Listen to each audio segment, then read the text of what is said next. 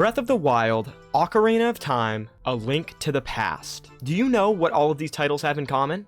Yeah, they're all Zelda games, but do you know what else they have in common? I don't know anything about them. That's right. Just like my ineptitude when it comes to Pokemon due to the fact that I never played it as a child, Zelda games are completely foreign to me. A few years ago, I did actually play Breath of the Wild for 20 minutes before I got lost and confused and never played again. So I decided it was time. Time to go back in time and play an early addition to the franchise, The Adventure of Link. No, not that far back. Fast forward a little. An early-ish addition to the franchise, Majora's Mask. Now, it's 2025. I can't just play through the game and have fun. I've got to add a little twist. If you didn't know, Zelda games are RPGs. This means collecting new weapons, items, and most importantly, health containers along the way to make it easier as you progress through the game. Like I said, these new items make the game easier, and we can't have that. So I decided to make my first Zelda playthrough a 3-heart challenge. This means I am not allowed to pick up a single heart crystal the entire time I play. So the entire run through, I will be on the starting amount of only 3 heart containers. As if that wasn't enough, I somehow convinced my good friend Des to play the game at the same time as me. And of course, we've got to compete. Whoever is able to beat the game with only 3 hearts and the least amount of deaths at the end will be crowned the winner. And with that, I think we're ready to start.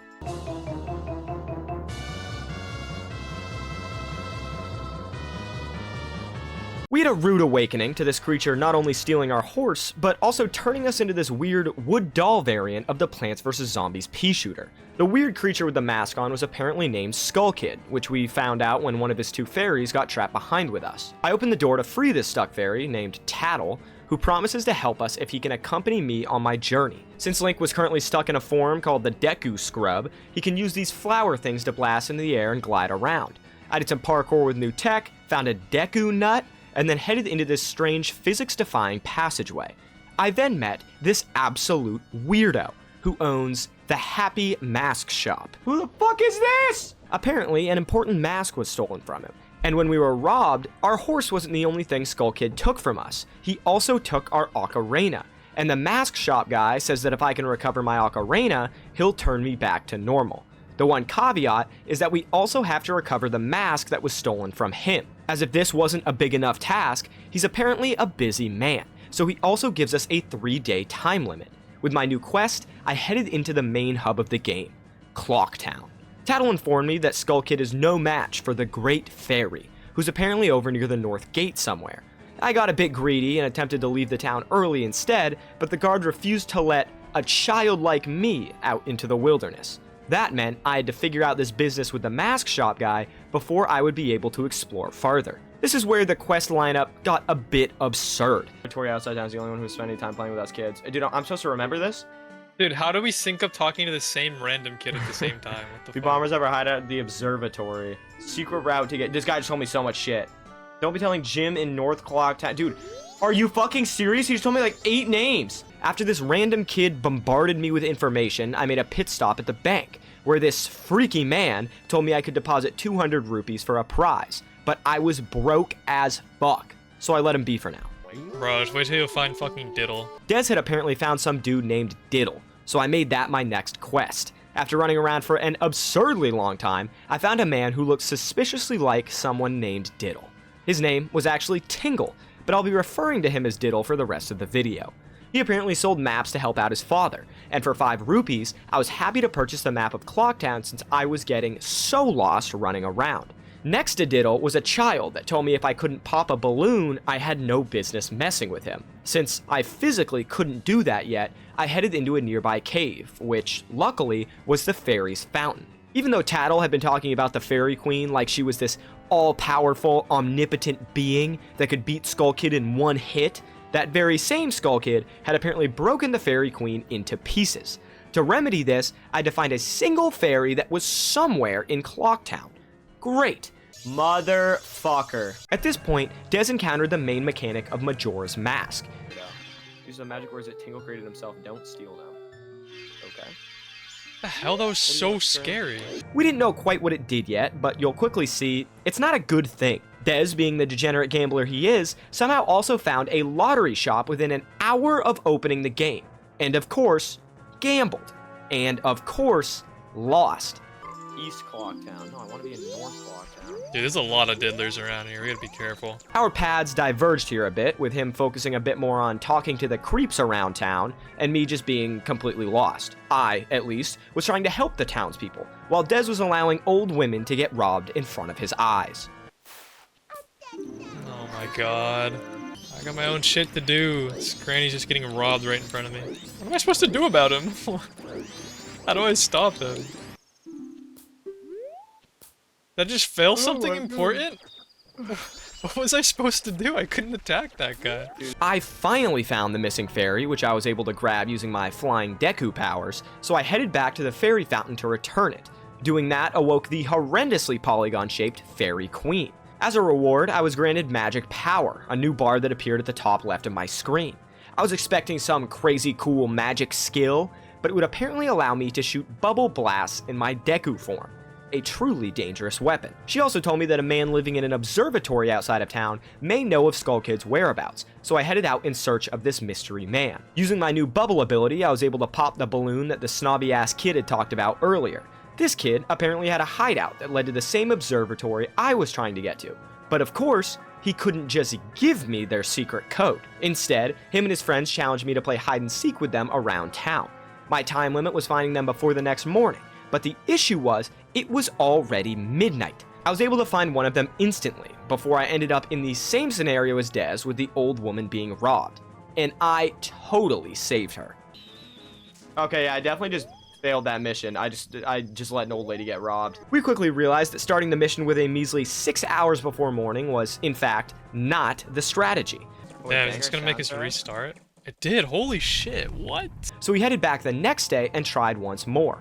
It was much easier this time since they hid in the exact same spots, and for some reason the kids had the password painted on their shirts? I gotta commend them for their commitment, I guess. With the code, I could now access the secret hideout that led to the observatory. In here was a talking scarecrow that told me some interesting things. There was apparently a strange song I could play backwards to slow down time, or play each note twice to fast forward time. As of now, this didn't mean anything, but would be incredibly important later. The Scarecrow also presented an option to dance with him until midnight. I assumed that meant it would skip time, and with the absurd time limit we were already on, I opted to pass. Dez, however, decided to give it a try, and it did exactly what I thought. Well, I just blew an entire day talking to the Scarecrow. At the top of the observatory was a wizard who told me about Moon's Tears, these rocks that fell from the eyes of the moon. Apparently, Skull Kid had come by a few days prior and tried to steal the wizard's moon tear. According to him, Skull Kid was likely causing trouble near the clock tower.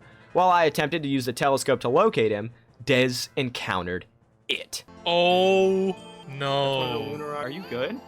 Yeah, I forgot this was the fucking moon town. That thing used to give me nightmares. Moon? Yeah, and also, I'm pretty sure we have to restart the whole town if that thing comes crashing down. He also foreshadowed the time passing mechanic a bit more, which I'll wait to explain later until it massively affects our gameplay. While looking at the moon, one of the tears can be seen falling.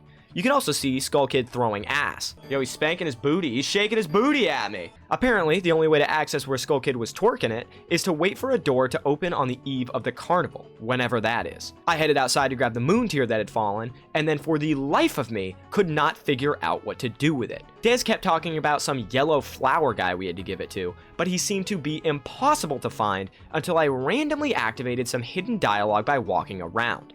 I just prompted something random. Ow. I walked into the yellow flower in front of the clock tower. Oh yeah, that's the guy I'm talking about. This is where the first true challenge of the run started. Navigating the menus. I don't think I choose and use an item with C. Is that a button I'm missing or something? Bro, do I not have C bound? How did you interact with the moon tier in your inventory? Bro, I'm tweaking. No, I'm tweaking. I'm gonna snap. I'm actually gonna lose it.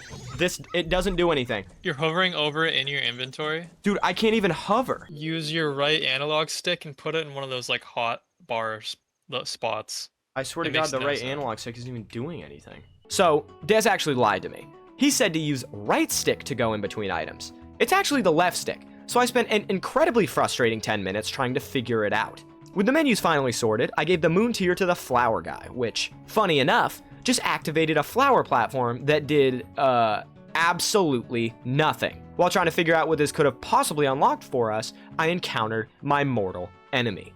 If you use the dude, this dog is pissing me off!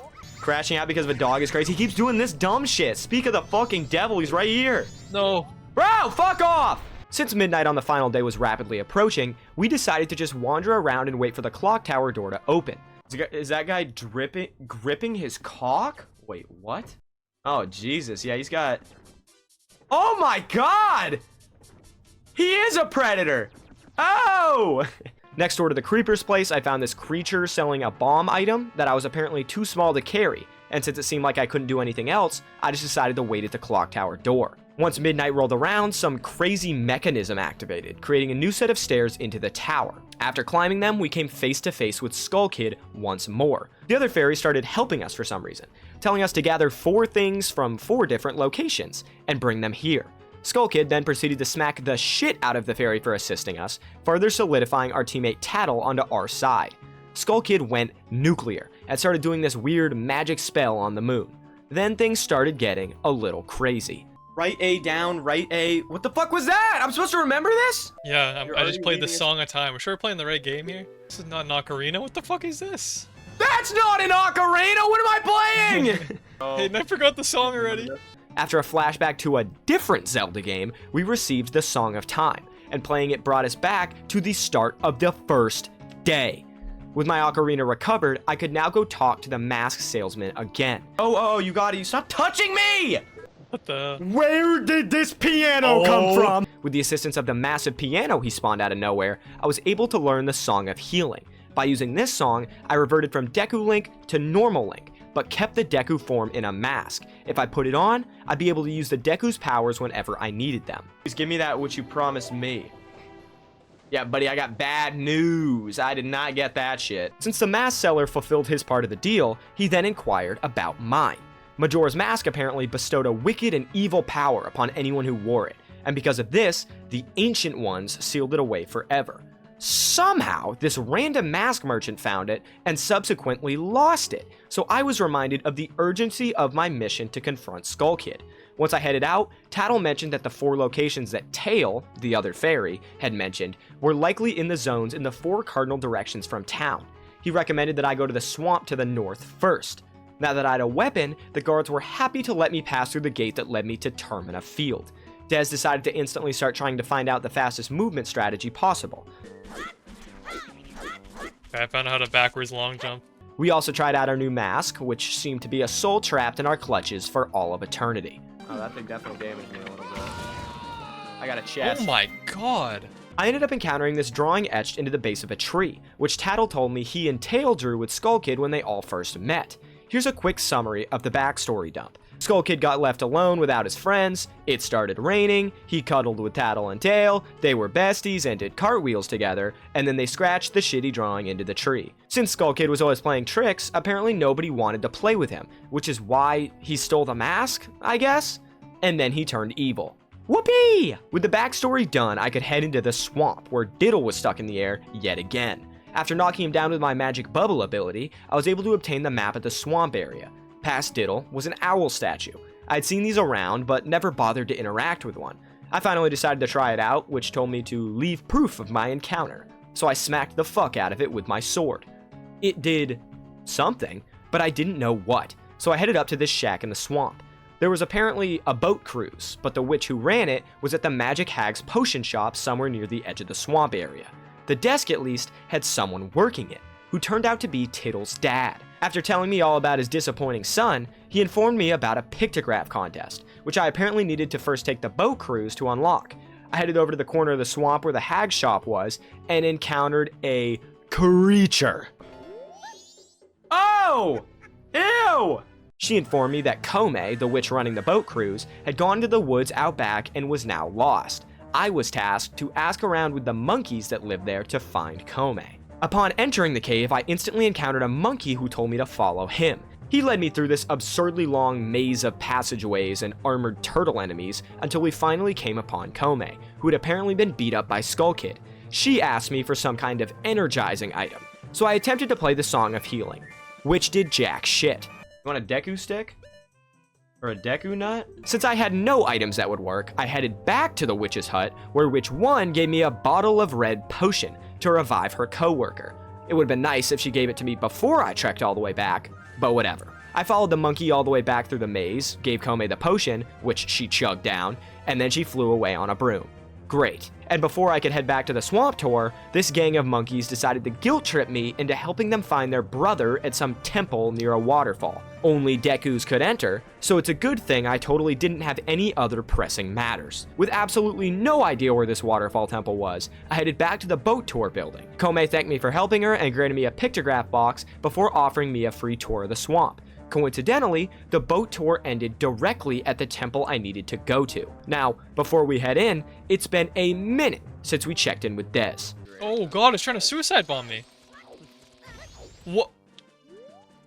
Okay. No. Leave me alone. I'm completely lost. I haven't figured out what to do here. Wait, this is just a clock town. Where am I supposed to go? What the hell? I don't have any fragrant what? Am I missing something important? Because I'm talking to the old hag and she just wants mushrooms from me. I don't have anything to give this woman. At this point, he started getting cutscenes I've never seen before, so God knows what he was up to in that swamp. With him caught up, though, it's time to head back to the palace. Uh-oh. This is fucked up. I think I gotta go.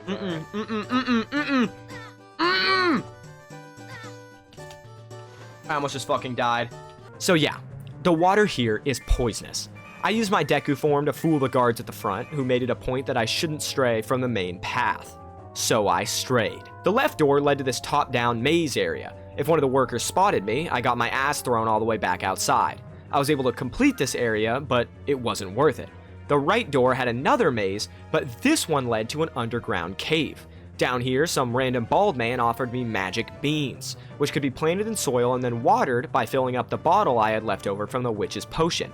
Using the soil down here was a complete waste of time because I got 20 rupees. With 10 minutes wasted, I decided to stop straying from the path and head through the middle door into the Deku King's chamber. The king told me that the monkey they had hostage had kidnapped the princess, but the monkey told me he definitely didn't do it. I wasn't sure who to believe, but the king's butler was taking the monkey's side, so I guess he really didn't do it. I accidentally fat-fingered the mask transformation, so I was quickly discovered and thrown out. There was now a monkey waiting outside the king's chambers, who told me that there was a secret entrance to where the monkey was being held if I went to the outer garden. Luckily, I had already talked to the bean man, and had bought an extra bean just in case, which is exactly what I needed here. It was also raining, which saved me from having to go all the way back down to get more fresh water. This new bean plant led me to a hellish parkour challenge above the side areas I had wandered into earlier. No! Bro, you're fucking jerking my Jimmy right now. No! I'm gonna lose my mind. No, no, no, no! Jesus, dude, that took me so long. After finishing this horrendous platforming zone, I was able to hop into the cage where the monkey was being held. He asked me for an instrument that could carry sound a long way, so I whipped out my Deku pipes. Apparently, he had attempted to get to Woodfall Temple above the waterfall, but a monster had taken it over. To get into said temple, he taught me a song, the Sonata of Awakening. I then got captured instantaneously. As I was dragged away by the guards, the monkey told me about a shortcut to get to the temple. He didn't give me any directions, but luckily it was right outside. The shortcut led to an owl that asked if I had seen any stone statues resembling him. He told me that if I left proof of my encounter, whatever that meant, the song engraved below him could help me. I was then able to learn the Song of Soaring, a method of fast travel that can bring me to any owl statue I had encountered. Past him was one of those very same statues, and apparently I was supposed to hit them with my sword, and that's what leaving proof of my encounter meant. Cool. Down the path, I made my first big mistake. Opening golden chests is not a good idea apparently, because I accidentally got a heart piece. Luckily, I needed 4 of these to actually do anything, so I was fine for now. I tried playing the Sonata of Awakening on this platform next to the owl statue, and I was able to summon the temple from the depths of the pond. I headed through the front door and entered my very first dungeon. Dungeons in this game are based around a maze of rooms and hallways, with some being locked or trapped behind certain abilities, and you find the keys or new abilities throughout the dungeon. This whole thing was new to me, so I was taking my sweet time exploring, and time was ticking down. I killed some turtles to find a chest with a dungeon map, which I definitely should have used instead of wandering around for as long as I did. A chest I flew to in Deku form granted me a silver key that I used on a door I found at the beginning of the temple. This is where shit started going south. I decided to try and fight this spider on a small ass ledge. When it spun, it knocked me backwards straight into the poison water with no way to escape. I then tried to hit it with a stick. Missed, smacked the brazier instead, and flew backwards right into the same poison water, which killed me again. Every time I died, I was getting sent to the start of the dungeon, burning even more of my precious time. If you look at the bottom of the screen here, a timer had now appeared. It was counting down from 6 minutes, but I ignored it for now. I'm sure it's fine, right? I was finally able to get the torch lit without the spider killing me, opening up a room where I found the temple's compass. I've finished the entire game at this point, and I still do not know what the fuck these things do. This is where I made my second big mistake. Something I'd even call a critical misplay. Des had used the Song of Time to revert back to the start, since he was also running out of time. But he said this: I reset. I reset. I assumed that meant he had let the time run itself down and it automatically reset him. So when the time hit 0, I was upset, assuming I'd just have to do the dungeon again, which was kind of annoying. What did you have to do when you restarted? I was back at the clock town, if that's what you're wondering. Did you have to relearn the song from this fucker? No. What? Relearn the one to open the temple? No, the Song of Healing. Check your inventory, is it not there? It put me in a cutscene to do it. I could not tell you. I didn't have to do that though. I was just right out in front of the temple. God, How did you, did the day restart itself or did you do it? I did it. If you don't do it yourself, does that mean it actually reverts everything? Did you not do it yourself? No, I didn't know. Why was that? Would that be a requirement? Why else would we get the thing, the song? So you could do it if you just wanted to. I don't think so. No, you're actually fucking with me. I think you just lost about 2 hours of your life. I actually will break something if I do all this over again. Yep, tell me all about Majora's Mask again, bro. Like I already don't know it all! So it really just set you back like 2 hours? Dude, I opened Uber Eats. I put in an order to Taco Bell because I knew it was about to be a long night. With all of my progress gone, I put some music on and locked in. No! Damage, holy shit. No! Oh, I just had to hit this pressure plate and it made a... Oh my god! After about an hour, I finally made it back to where I was. With all the extra time it took me, let's check in on Dez. Bro, how good aim do they think I have on this fucking controller? Dude, I've got an issue here. I cannot aim this fucking bow. I don't know if it's my sense or not, but there's no way I can aim it. I just used 7 arrows and I didn't hit the thing a single time. I can't! I'm turning the sense down. I can't do that. I can't do that. Why am I going 2 miles per hour? What the hell? You didn't turn your sense down, did you? No, why? Okay, good. Because it also makes you walk slower for some fucking reason. Yeah. No. Oh, I thought it was about to knock me off. Go away. Go away, go. No! Aiden, I'm gonna spawn camp. Tell me I don't need to hit this thing multiple times. I don't think I can do it. Oh, I hit it. That had the Yep, I already knew you were gonna die. I didn't even need to keep going. After a little bit of archery practice, he had finally made it to the final boss. What the fuck is this? Arrow farm this guy. What the fuck was that? I'd luckily caught up and was now facing the frog that had given him so much trouble. Oh my god, I just mollywopped him! Don't say that. First try! I've got a shitty controller. After whooping his ass, Dez finally made his first major error. The Majora's Mask clock works on a weird cycle. Instead of a 12-hour clock from midnight to noon, it runs on a 5 a.m. to 5 p.m. clock, meaning the final reset happens at 5 a.m. on technically the day after the final day. What Dez thought was that this reset happened at 5 p.m., so he was stressing. Dude, it's 4 p.m. I'm done. So it's 5 p.m. I'm not seeing any timer. No, stop. No, stop. No, stop. Take this at Yeah, face value. I'm fuck, I'm heavily gonna estimating. reset. I'm gonna reset and what? call it, I think. What? This hurts, man. In the fucking boss fight, I have to reset. This dude made it all the way to the boss and thought he was out of time, so he reset. Even though he'd save his stuff, the temple progress did not save. With him now in a terrible spot, I moved on to the final boss myself. Or tried to get there.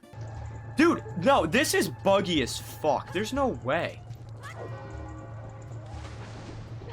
Oh my Christ, man. Dude, the fucking camera is so booty ass. Bro, like, come on! I am going to lose my mind, Dude, I swear! Yes! Let's make a button that has no fucking differentiation between left and down on a fucking joystick. God damn. And what the fuck is this? Dude, I swear to God, if I get hit by it.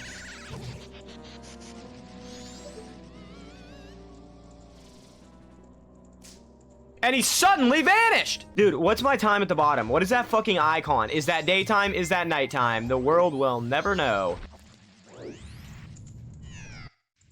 Ah! What? After the trials and tribulations, I finally reached the boss. Why am I going backwards? Okay, I understand! Get me off the ground! Oh, what the fuck is going on right now? Bro, focus. Oh my God. Fucking Temple OS coding! Why are there bugs everywhere? Wait a minute! With the boss defeated, I could now save the kidnapped Deku princess, who, strangely enough, I was able to put into a bottle? I'm just not gonna question it.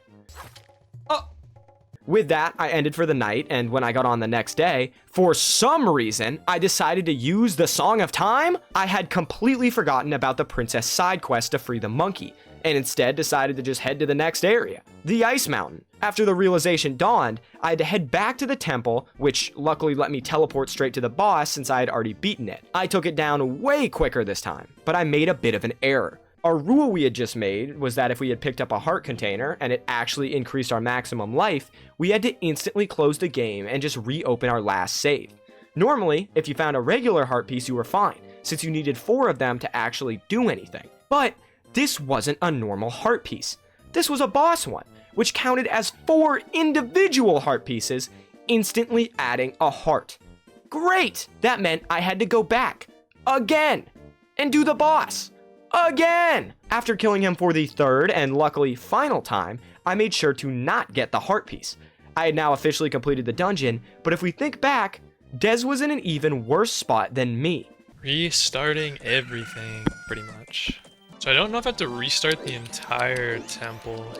Wait, really? So I don't even have any of this done? That's crazy. Wait, but there's no way I have to go through the whole temple again. Or the whole palace again. Dude, I have no idea where I'm supposed to be going. I don't know how I forgot already. It's somewhere in Woodfall. I'm like 90% sure. Actually, I think I need to go further down the river. Where am I supposed to go? I'm so confused. Do I have to do everything again, like with the old hag, the palace, all of that? It had been a singular day. We had done all of the previous stuff the night before, and Dez had forgotten everything he had to do. And he got set back to the point I was at when I accidentally let the time run all the way down. Really not a lot of brain thought going into the choices I've made in this game so far. He finally made it back to the dungeon and was able to defeat the boss completely this time, catching up to me. I grabbed the princess once more and finally brought her back to the king. She explained the predicament, and the wrongfully convicted monkey was finally freed. He said I would receive a present for all of my hard work, and told me it would be to the right when I exited. What awaited me at the Deku Shrine was, in fact, not a present at all. The Deku butler had a twisted idea of what a present was, and instead challenged me to race him to the end of this maze-like dungeon. And this dude was moving. As if racing him without getting lost wasn't enough, he then brought me into an area where I needed arrows to progress. And when you fall off here, you have to start the race all over. I was actually doing pretty good the second time, until my Deku form decided to spontaneously combust. I used this opportunity to run around and get some of the arrows I so desperately needed, and since none of the close bushes were dropping them, I headed all the way back to the starting area. I did finally find some, and with the arrows in hand, I was ready to whoop this butler's ass. After a laughable amount of time, I caught up to the butler, and for my troubles, I received the Mask of Sense. Writing this script, I've now completed the game. One time, for one specific thing, I used this fucking mask.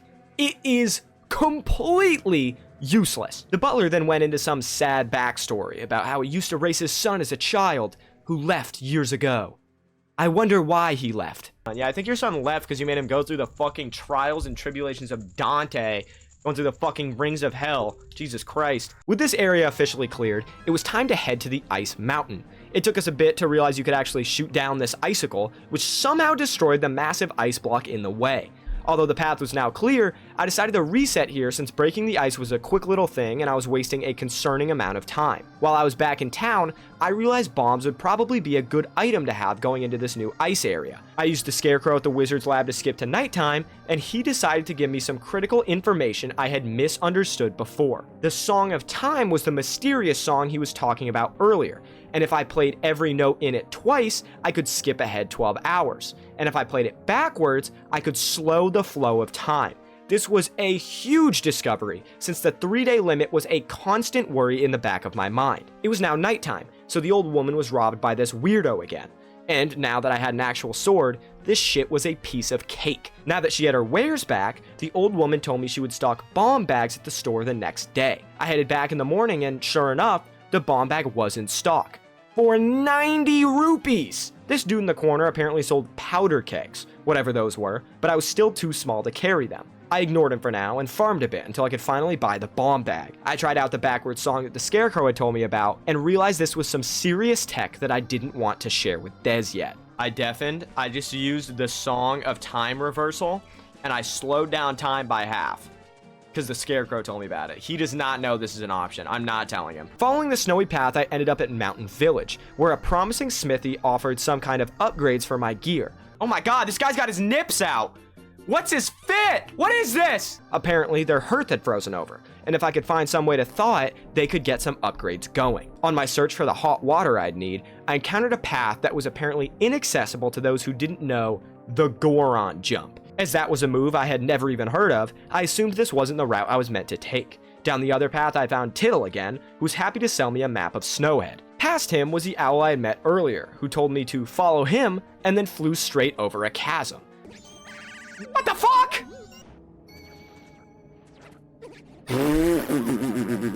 I realized his feathers had fallen on some invisible platforms, and after clearing them, Dez started asking about some mysterious character. Where's Jimmy Goron? Who's Jimmy Goron? Not sure who Jimmy Goron is, but I headed forward into the cave that the owl led me to. Inside was the Lens of Truth, which let me use magic power in exchange for seeing the hidden secrets around the world. I could now see the hidden Goron in front of one of the houses, and while I struggled to talk to him, Dez was also struggling. What am I supposed to do with the dude? Owl dude? Follow him. I can't, because it seems to be a giant chasm. He tried shooting the bird, shooting these weird ice pillars, throwing bombs, and then from pure trial and error, just brute forced his way through the invisible maze. That's actually crazy. I guess 4. Like, insane cardinal directions. I got it. I ended up giving up on this Goron ghost and running around with the Lens of Truth on, which didn't reveal shit. I did find the Goron shrine, with a sign out front that told me to find the shrine keeper up above. I went up above. There was nobody there. While running around and just doing random shit until something worked, I realized that if I stood in the pixel-perfect location, I actually could talk to the ghost Goron. This motherfucker must have been in cahoots with the butler from before, because he just goes, "Follow me," and blasted away. I followed this dude around the entirety of the area until he finally stopped at this pond and blasted out of sight. The wall behind the pond had a ladder that could only be seen with the Lens of Truth. You'd think it would be a simple ladder upwards, right? Wrong. Before I even got there though, I had to have my first real swimming experience in the game. Can I, for the love of God, just grab onto this platform? Climb onto it, you dumb idiot. After that, it was climbing time. The ladder, funny enough, led up to multiple dead ends. and I must have found every single one of them before I made it up. Some Goron on the brink of hypothermia started telling me about hot water near some hero's grave. Inside the cave next to him seemed to be the exact same grave, and the ghost finally introduced himself as Darmani III. He begged me to heal him in any way I could, so I whipped out the Song of Healing, which seemed to have the exact opposite effect. His soul was then trapped for all of eternity in this magical mask that Link could put on his face. Are we really the good guys here? After a horrifying transformation as Darmani's spirit begged for mercy, I was able to use the Goron form to move the gravestone. This unblocked the hot water spout that the grave was covering. I don't know who the Goron architects are, but I'm starting to see why they're struggling so bad. I filled up my bottle with some of the spring water, and before anything else, I headed down to the smithy to thaw out the forge. The Goron village could wait. I needed those weapon upgrades. Sadly, I'd have to wait a bit longer. Nipple Boy told me it would cost 100 rupees to upgrade my sword, and I could only hold 99. The upgrade would also wear off after 100 swings, so this sounded like a fucking sham. As I went to leave, he told me the important part. If I brought him gold dust, he'd upgrade the sword and it would never lose its edge. Now that sounded good to me. With no gold dust on me, I used my Goron form to finally cross the Goron Jump exclusive area. This led me to Snowhead, where my path seemed to be blocked by this mysterious hurricane force wind. At this point, Dez was contemplating restarting to save himself from dying, so I decided to finally share my little secret with him. I'm at the top. I'm gonna like die. I'm trying not to die here. You're gonna reset over dying? Of course, I had to act like this was something I had known all along. I'm only on the second day. Are you using the time slowing? Time slowing? No. Yeah. You play the Song of Time backwards. What? The Scarecrow said it. Yeah, I remember that. I forgot about that. Do you use that? Yeah, I'm only on the second day. How many times can you use that shit? Infinitely, I think. What? Now that Dez knew my industry secret, we were pretty much at the same spot. I proceeded to spend the next 30 minutes trying to devise some sort of strategy to pass this wind while Dez just fucked around. Made me lean back in my chair when I saw that. What are you talking about for? You can hit him with your booty with the big guy. I finally realized it, in fact, was not possible to get by this big-ass Goron blowing the wind without some kind of new item. Trying to find this new route was taking a toll, and random enemies just kept killing me as I rolled around. I did finally find the right route, but it was sheer dumb assery.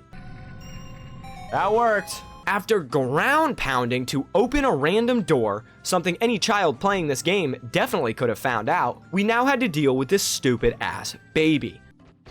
I don't know, bro. It's not my problem. Did I miss something? What is that? Oh my god, bro. There's just baby crying ambience in here on loop. Oh. The only one who could calm him down was apparently the Elder, who was missing somewhere in the snow area. Dez found him by complete accident, just speeding through a random snowball. Who is this guy? I was completely lost trying to find him though, until Dez finally hinted that he was in one of the snowballs. But to my surprise, not a single snowball in that area housed a decrepit old man. I resorted to drastic measures, and went back to talk to random NPCs and even re-entered the snow area to respawn the snowballs. But still, no old guy. I later learned that he can, in fact, spawn in any random snowball throughout the entire snow area. There he is! Old fucker! And he froze me. Oh my god, I'm gonna kick him into the water. After finding this old fuck, we realized we might be dealing with the slowest character in any game ever. No. Because he is moving at the slowest speed I have ever seen anyone move ever. Break something. Oh my god. Since he was moving at a millimeter a minute, I decided to just meet him back at the cave with a child crying, because the game would just teleport him there when I left. Right? Aiden, why is the old guy not here? Wait, did you not talk with him while he was there? Yeah, he said, "Oh, where am I?" And then he started walking away. Oh, you gotta talk with him again. You're there. I swear to god. Wrong. I apparently had to talk to him twice, because that makes a lot of sense. So I now had to do this snowball quest all over again. He was apparently nice and comfy cozy in this ice block, because I actually ended up dying here. Oh my god, I'm gonna lose it! After finally talking to him again, the old man taught me the lullaby intro. Playing this for the crying baby reminded him of the rest of the song, and I was able to learn the full thing. The Goron Lullaby. I instantly knew who this was for. It put the big dude blowing the wind straight to sleep. Actually, it might have just killed him. Cannot wait. Oh, we just killed a Goron. Cool. Regardless, I could now access the Snow Temple. Since the old man's quest had taken me so long, Des had already been here for quite a bit, and he was not having a good time. Oh! Oh my god. No! Oh! Oh! Can you stop placing it at my fucking feet, please? That doesn't change anything. Oh! I headed inside to try and catch up, and holy shit, was this place a maze. I just started roaming around and doing random stuff. I found a key, moved a random block, got the dungeon map, and headed to the basement where this weird circular object was that I couldn't interact with yet. These ice doors were also all over the dungeon, and a single one of them had a torch nearby that allowed me to fire arrow and melt it. Sadly, this door was a shortcut, right back to spawn. Back in the dungeon, another chest had a compass, and then I walked straight into an ice block and fucking died. I bombed some random wall and then ended up in a room where you had to shoot the ice spears on the ceiling to break ice blocks that were covering platforms you could jump across. This was something that Des had spent an hour trying to figure out, and of course, I had to tell him I beat him to it. Okay, dude, I think I need guidance here. You have to do it in that room. You have all the tech you need.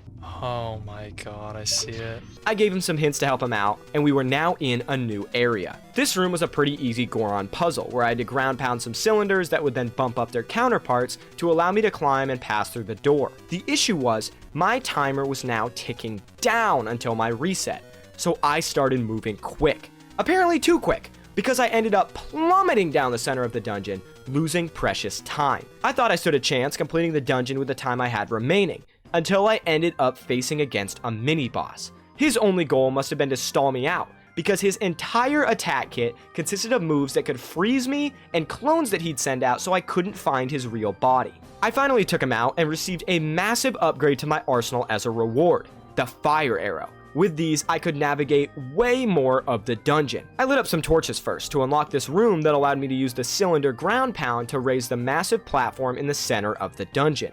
The weird circular object I had found in the basement earlier was the counterweight to this. I continued to rush through the dungeon with my new fire arrows, and finally arrived at the door I assumed led to the boss. Unfortunately, I actually didn't have a key to use on it. That meant it was reset time. But I got to keep all the items I had, meaning the fire arrows. This made redoing the dungeon exponentially easier, and I got back pretty quickly. I started just shooting shit with the fire arrows to melt it, and by complete accident, I came upon the chest I needed for the last key. Yes! Give me some hearts. What did you do? No! This thing was absurdly hidden. To reveal it, I had to melt these random statues in a side room for some reason, and I knew Des had no chance of finding this on his own with how his dungeon was going. You know what? I died. I actually died. Yes! That. Okay, so... Wait, what? Don't have a key? I don't have magic? What do you mean I don't have the key? Oh my, Hayden, I'm blowing it. I'm like sitting here with my mouth open, dude. I just don't know what the fuck I'm supposed to do. She walked off the edge. You know, I probably should have locked in like an hour ago. Oh wait, what does this pillar even do for me? Oh my god, I don't know. What does it do for me? This might be it. Tell me this is it. It's gonna be a fucking hard piece, dude. Oh, I got a fairy! Yes! Oh, I fell off. I don't think this key exists that you're talking about. Please, just tell me this somehow is different. Why does it go to the top, Hayden? The pillar has two settings, up or down, and neither of them help me. Can you tell me what floor the key was on? Not gonna lie, don't remember. Can you describe the floor? I think it's one of the main ones. What do you mean it's one of the main ones? What does that mean? That is the most absurd chest ever. How would you found it? Find that? Yeah. That's what I'm saying. How did you find that? With us both finally through this hellish puzzle, we assumed it would be a straight shot to the boss. We were wrong. After fighting this teleporting mini-boss yet again, I was rewarded with the boss key. One small issue. I had zero idea where the boss was. but I could see some weird blocked off platform about halfway up the pillar. Dez was getting mollywopped by some random enemies, and he quickly realized a massive error he made. I had told him way earlier that I did this section of the dungeon with the big pillar at the center up. Did you do it pillar up or pillar down? I think it's up. He then decided that I was attempting to fool him, because he put the pillar down and then arrived at the top with no pillar. Just came all the way up here, and you're telling me I needed the pillar to be up. Your pillar's down? Yes! Oh put it God, I'm down, so bro. sorry. I got to a point where I just started smacking things, which actually ended up working out, because the way to get to the snowball path was apparently to hit these weird blue parts of the pillar with the Goron, which allowed you to knock them away. By doing this, it lowered the pillar just enough to access the snowball path, which led straight to the boss room. Dez was behind now, since he had the pillar fiasco to deal with, and since he hadn't reset, he was on crunch time, and his controller was not helping.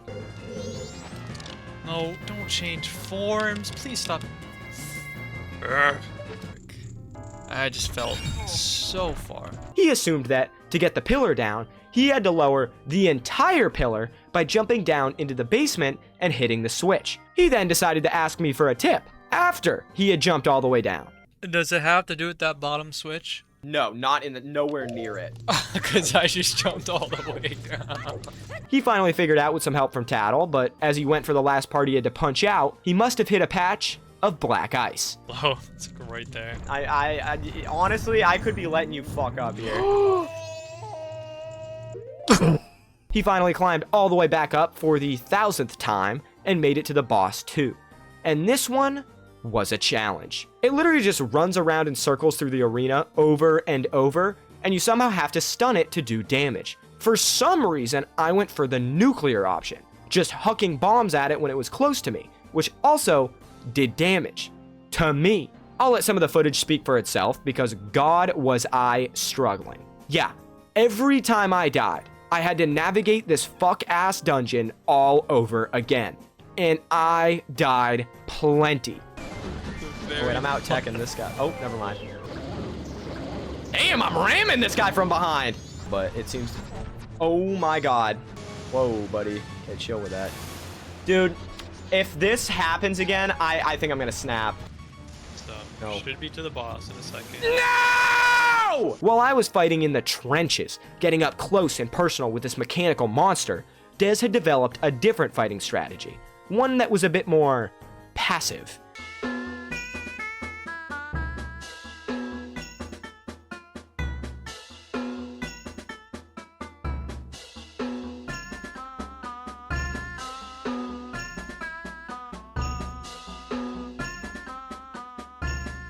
Although it took significantly longer, he went for a Hail Mary bomb and was actually able to beat it without dying a single time. I was still struggling a bit. Ooh, bobbing and weaving, baby. This game's so fun. There's a reason that I haven't it. Yes! After just slamming into it in Goron form for what felt like eternity, I finally took it out, with 2 new deaths on my counter. With the beast felled, the Goron area returned to spring. Dez had to gloat about his deathless victory a bit too. Is that supposed to be hard? Shut the fuck up! Am I missing something? Before I reset, I decided to drop my 99 rupees off at the bank, since this was saved in between resets, and once I deposited 200, I'd receive a bag that would let me carry more rupees, therefore allowing me to upgrade my sword. After my rupees were safe, it was reset time. Now that we defeated another boss, we headed into the new area Tattle suggested, which, funny enough, was a dead end. An impassable wall was blocking our way, and the only other location near the wall was this random hole, which led to jack shit. I could not find a single way past the wall, and Dez was off doing God knows what. I don't like the shop guy. He just keeps itching himself. Luckily, as I exited, Tattle decided to help me out a bit. He said that we could probably get over the fence in the way if we had a horse. Only one problem. I had no idea where to find one. And once I did figure it out, I knew it was over. Dez found the Goron racetrack, and racetrack equals horses, right? But the sign said closed for winter, and the only way to turn this area into spring was beating the fucking boss. Since we had just reset, all of our progress had been wiped, meaning the area had been reset to winter once more. While I was heading back to the boss, Dez ended up on Milk Road, whatever that was. He received a hint from one of these farmer dudes named the Gorman brothers. They told him he could easily steal a horse from some girl at the farm right down the road. Great. As if that wasn't enough, the path was blocked by a gigantic boulder. Dude, it's blocked. By what?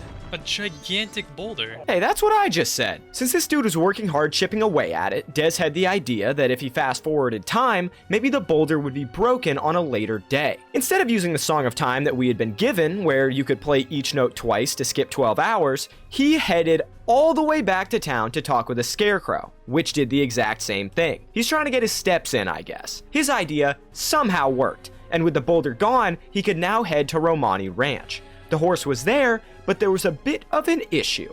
Multiple issues, actually. I mean, yeah, my horse is here at the ranch, but it's locked in a cage. Dez had actually used the wrong strat. Since he had fast forwarded and the moon was so close to colliding with their town, all of the farm members were depressed and wouldn't even talk about the horse.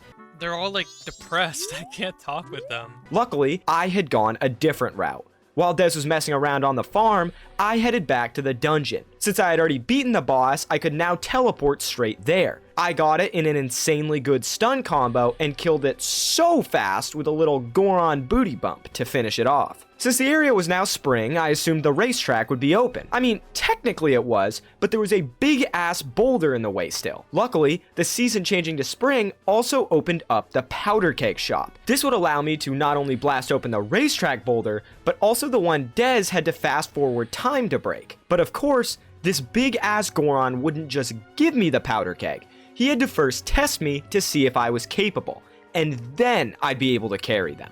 My test was to bring a powder keg from his cave to the complete opposite side of the area and blow up the racetrack rock. Easy, right? Yeah, not so much. The powder keg was on a timer, so I had to move quick. And obviously, they had to put ramps into the route that I couldn't just walk up. I had to huck this nuclear level explosive up them before climbing myself. I carried this thing on a marathon sprint, throwing it up even more ramps before finally arriving at the rock I had to destroy. Let's watch it. I low-key put it next to a crying child, so I think this is not going to be good.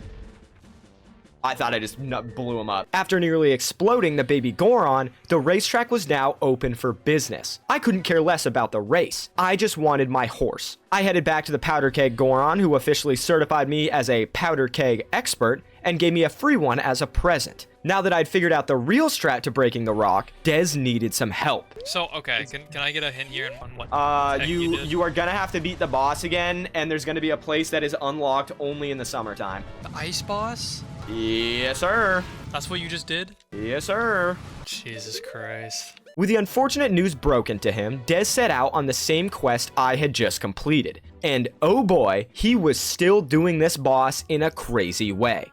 This is one of my worst feats in any game ever. I'm gonna be honest.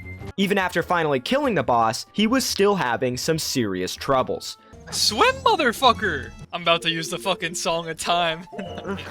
No combat. Dude, what is this shit? How do I get out? And that is the dumbest shit I've ever seen.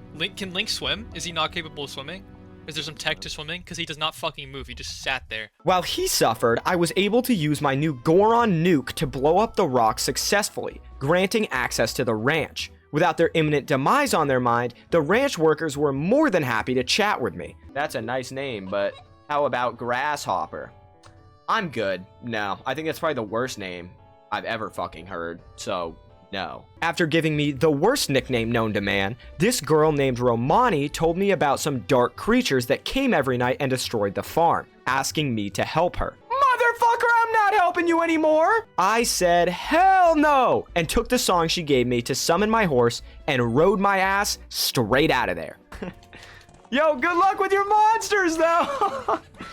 I'm out of here! With my new horse, I could finally jump the fence blocking our path, and I arrived at the next major area, and the worst one in the entire game. Upon entering Great Bay Coast, I headed into a nearby building, the fisherman's hut. The fisherman inside told me there was a lifeless Zora, whatever that meant, floating out in the bay. I swam out to go investigate and had to swim the Zora back to shore. I then encountered the longest cutscene I've ever seen in any game.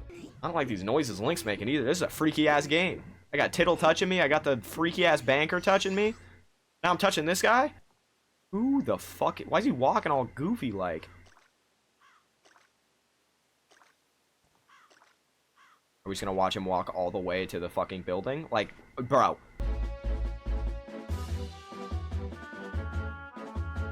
That was such an unnecessary cutscene. He awoke after collapsing and started singing about some girl that laid eggs and lost her voice? I was so lost. He told me about some pirates that I had to go find and recover the eggs from, and then I used my Song of Healing to curse him to eternal damnation and turn him into a mask I could use to transform. Again, are we sure Link is the good guy?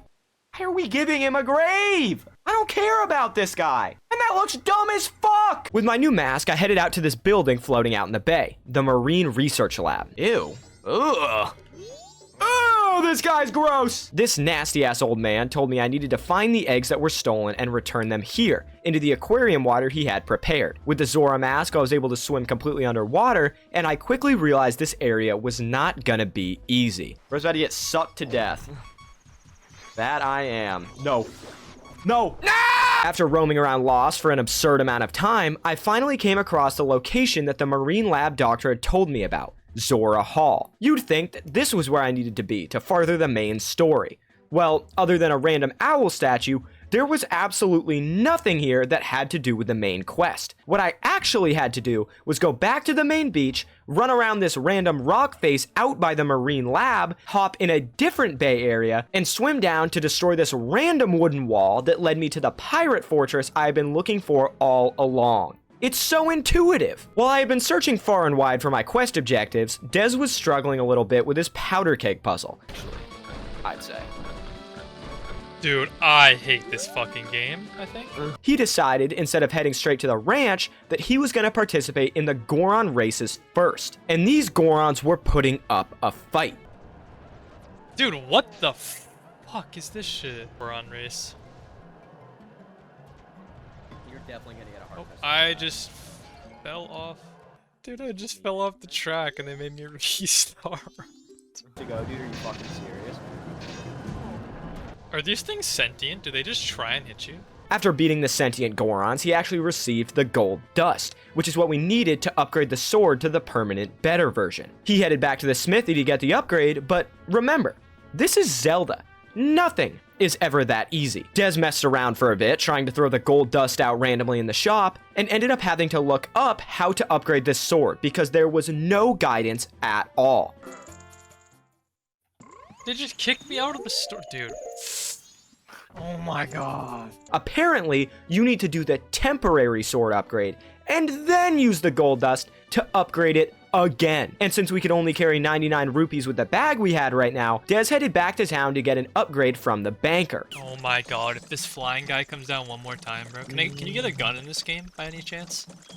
A sniper, preferably? After depositing 200 rupees, the banker handed over the adult rupee bag, allowing us to carry 200 instead of 99. This allowed him to finally upgrade the sword the first time, an upgrade that would take 12 hours. So Dez fast-forwarded time to skip to the next day. When he went back in to upgrade his sword once more, he ran into another issue. Since it was now the final day, the swordsmith wasn't taking any more orders. This meant that he was gonna have to reset time. And since only the fully upgraded gold sword stayed in our inventory between time resets, that meant he was going to have to do not only the entire gold dust race quest again, but he was gonna have to do the entire winter to spring boss sequence once again. But I don't think Dez quite realized this yet. Wait, tell me I still have the gold.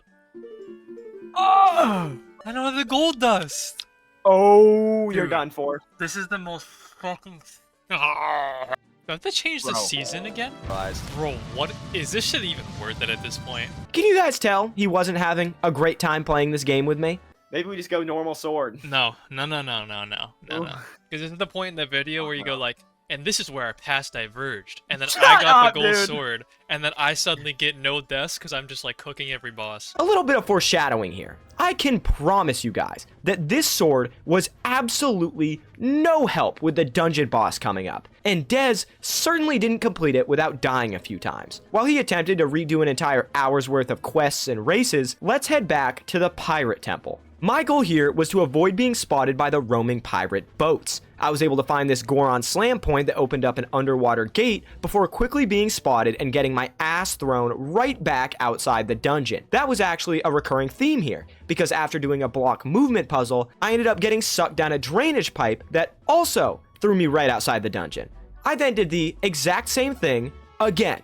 Great! Yeah, this is gonna be the enemy. It will be the enemy, I promise you. Like a dungeon that if you mess up a puzzle, you have to exit and go back in. That sounds really fun, dude. The whole thing was basically underwater, which made this even better. I continued through the puzzles, taking out mines as I went, until I ended up in this weird-ass room. I had to shoot a crystal at the bottom to spawn a stream of water upward. At the top was a ladder that brought me to a telescope, with no other purpose but to instill fear upon me by showing what the rest of the fortress looked like. At this point, I was stuck. I was at a dead end in this room, and I ran through it at least 20 times, looking for some ungodly small hint that I missed, breaking barrels, redoing and failing the puzzle multiple times, and I had no clue what to do. Until I finally found it. Bro, this is one of the worst games I've ever played. Who in their right mind would have found that? The stupid ass crystal I had to shoot was completely hidden by mines, but I could finally get out of this horrid room. The new path led me into the main area of the pirate fortress where, surprise, if I got spotted, I'd be thrown out instantly. And I kept getting spotted. By any chance? A sniper, preferably? What? Bro, what?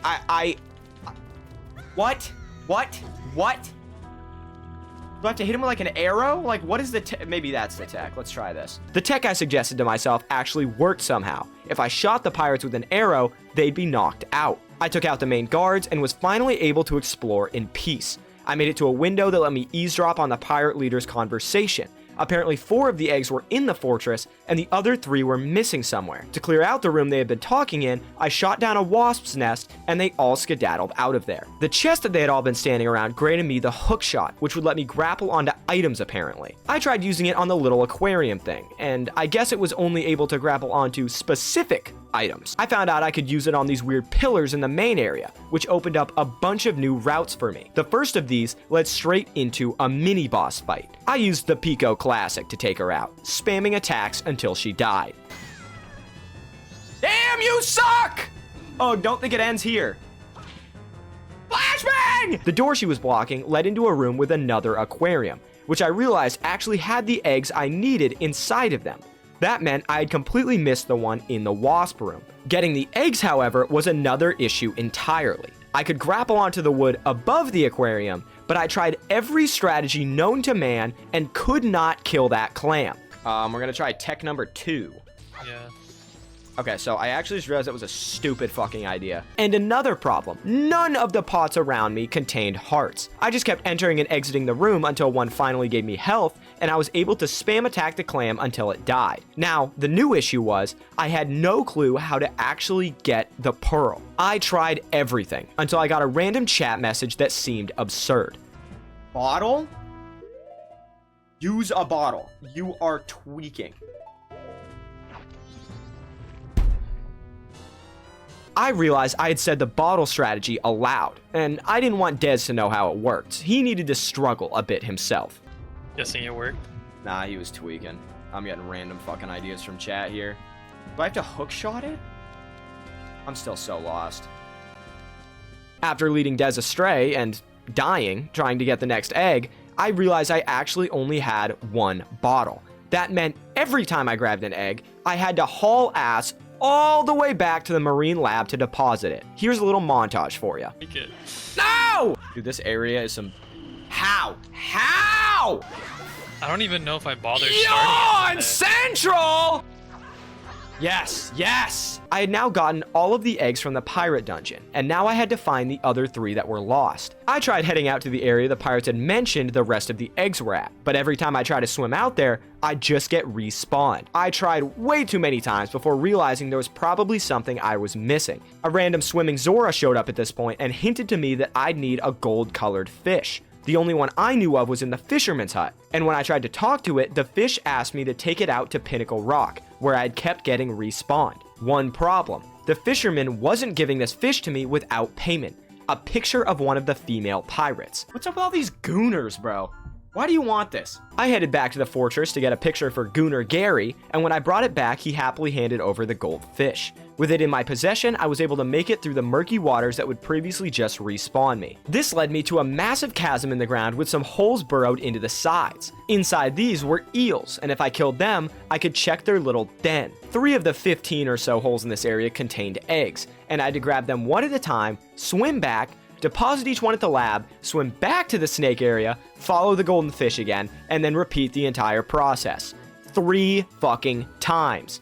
I'll spare you guys the hour or so it took me, but I did finally get the 3rd egg placed in the aquarium. But nothing happened. Okay, I must be dumb. I just did a whole quest and I'm missing something. I thought there were 6 items I had to collect. There must be 7 or 8. I thought they said 3 and 3, dude. So, my Zelda-addled brain had apparently forgotten that there were 3 eggs in the snake pit, but 4 in the pirate zone. That meant I was heading back to my favorite area, and this last egg was guarded by an insane enemy. Whom we're not to be made fools of. What? I didn't even die. She actually couldn't kill me, but what I realized later was that if you hit 1 health while you're fighting her, you get sent all the way back to the start of the area. And since I couldn't find any healing items, instead of leaving to find them, I instead decided I'd try to no-hit this boss. Every class has 1 new subclass. Okay, that was instantaneous. Bro, I can't! Beat this record at the horse thing, but that might give me a heart. Bro, I don't understand! What am I doing wrong? Okay, we're gonna instantly grapple hook. After suffering for an ungodly amount of time, I got yet another chat recommendation. A discovery that would reshape my combat for the rest of the game. You got a lock on so you can sidestep? You can sidestep in this game? Okay, let's try the sidestep tech. I'm gonna lock on instantly. Oh, what? Oh, wait, this is... What the fuck? How was I not using this? Damn, this is goated. I guess just because I was low, she was doing that? Damn, I'm dumb as fuck. After beating her with my new discovery, I did realize I had only been respawned since I was low health, but the battle was finally over, and I could now grab the final egg. With them all deposited, the eggs began to hatch. The tadpoles formed a musical score, but without note labels, it took me a bit to figure it out, but I finally got the song right. My mic cut out here, but I had choice words for my instrument that made me spend 15 minutes trying to figure out how to play this song. So no, I literally had it right the whole time. I just, for some reason, had to bring the fucking instrument out and... Ugh. That makes no sense. Why? As I was bringing all the eggs back, Des finally got his gilded sword after, I swear to God, 3 hours of backtracking. After getting it, for some strange reason, he decided to do a side quest where he had to get a chest before the clock ran down. Now, I haven't talked about doing any side quests thus far, and there's a reason for that. Dude, I just clutched up getting this chest with like piece of heart. Uh-oh! Uh-oh! Yeah. The side quests give you heart pieces, and our rule we implemented was that if you accidentally pick one up and increase your life, you gotta instantly close your game since that's the only way to not save it. The issue is, when you do that, you get reverted back to your last save. Luckily for Dez, you've got to collect 4 of them to actually increase your health. The only heart crystals that instantly increase your max are the ones the bosses drop. So Dez had now collected 2 of the 4 required heart pieces to prompt a save reset. While that wasn't an issue now, it'll come into play later. If this area followed the rest of the game's progression, I knew that I now had to play the song I'd received from the tadpoles to unlock a new area. It took me a bit to figure out where to play it, but apparently that random owl statue I'd found earlier was placed to indicate that the area had some kind of significance. By playing the song here, I was able to spawn in a massive sea turtle. I grappled onto its back, and it brought me straight to the Great Bay Temple. If you thought the pirate area was the temple, like I did, you'd actually be wrong. The real temple was this place. Hooray! This dungeon was kind of a weird one. The whole premise revolved around flipping switches to open up pipes full of water. There were a few switches for each color pipe, and the cycle was just to go down a route, find the switch, backtrack, go down a new route, and repeat. You also had to do all of this while swimming and being swarmed with skeleton fish. I found the map pretty quickly, and did I mention I also died a lot in this dungeon? I'll spare you guys the hours it took me roaming around this place lost, but I did encounter a mini-boss at one point that gave me a bit of trouble. The whole gimmick of this mini-boss was a main eyeball body surrounded by little globs. The only spot you could hit to actually damage the boss was the eye, and the globs could intercept the shots as well. Bro, I don't get it. They would also pop off at some points to try and do damage, so it was basically an endurance match to see what would happen first. Me dying, or somehow killing every single glob to make the eyeball vulnerable. Bro, I don't understand this. Nah, this is... What kind of...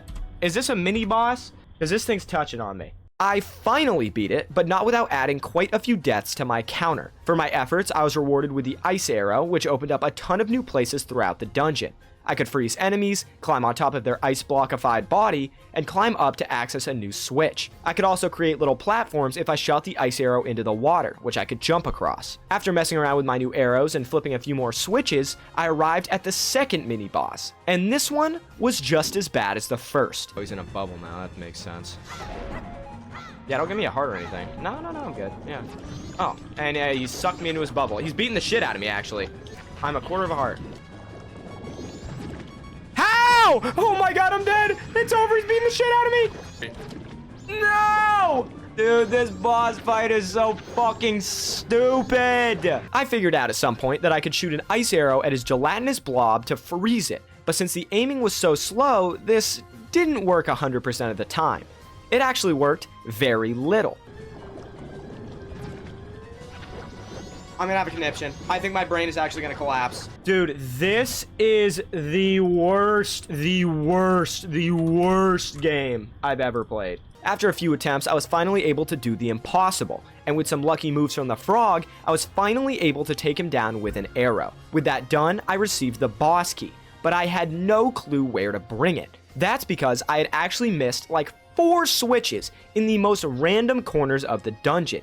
So after roaming around for a good hour, I finally flipped them all and reached the boss, Georg. And this thing was a nightmare to fight. It's a super buggy boss fight. Georg stays completely underwater most of the time, only jumping up to hit you or smashing into the side of the platform to knock you down. You can stun him by hitting him with arrows, but the main issue is trying to do damage when he's stunned. Since he's underwater, arrows don't work, and the swimming mask form does have a ranged attack, but it is abhorrently hard to control. I had no faith in my ability to beat him, until I was running back to the boss fight and just fat-fingered my right trigger. As you can see, I was stunned. The game does not tell you about this ability, but if you use the block button in Zora form while underwater, you consume magic and create this damaging aura around yourself. Now, this just gave me a consistent way to do damage. It sadly did not protect me from Georg sucking me into his mouth and doing 2 full hearts of damage. So this was still gonna be a challenge. God fucking damn it. You yet? So we're gonna do the same thing we've been doing and just keep cycling. He fucking ran into me. Dude, oh my lord almighty. This guy is such a hindrance. Nope, no negativity. This is the best character in the game. I have so much fun playing as him. I love playing this guy. Okay, I'm gonna need a climb animation here. Oh my god! Oh my god! Oh my god! Use your arms!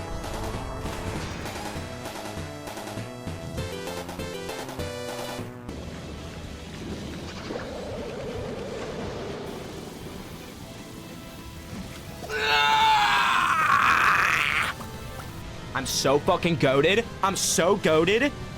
I'm unbeatable. That was the easiest boss fight I think I've ever done. After an incredibly easy and quick battle, I received Georg's remains. Now, that was a pretty tough battle for me. But for Dez, oh my lord. He hadn't even gotten to the boss yet, He was currently enjoying the 1 heart throw you out of the hideout mini boss.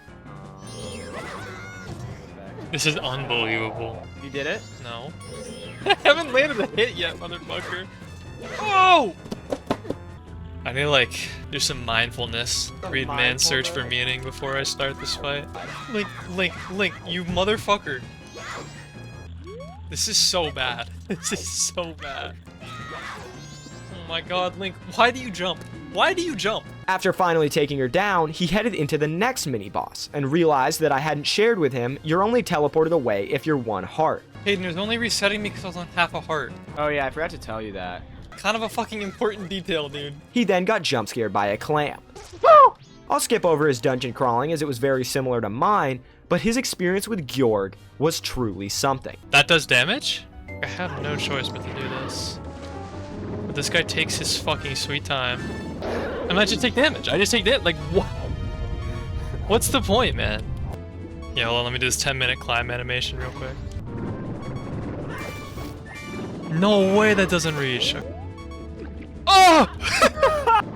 Slow down as slowly as physically possible. No! Oh my god. He touched me there. I think if I'm just patient here, it shouldn't be too bad. Yeah. That's better. No, what? Dude. Take this shit off. No, absolutely not. Go down, motherfucker. Nah, this is not hitting it. I'm dead. Oh my god. Okay, so I'm fucked. Dude, what the fuck, man? Oh. Wait, so I can't do that, though.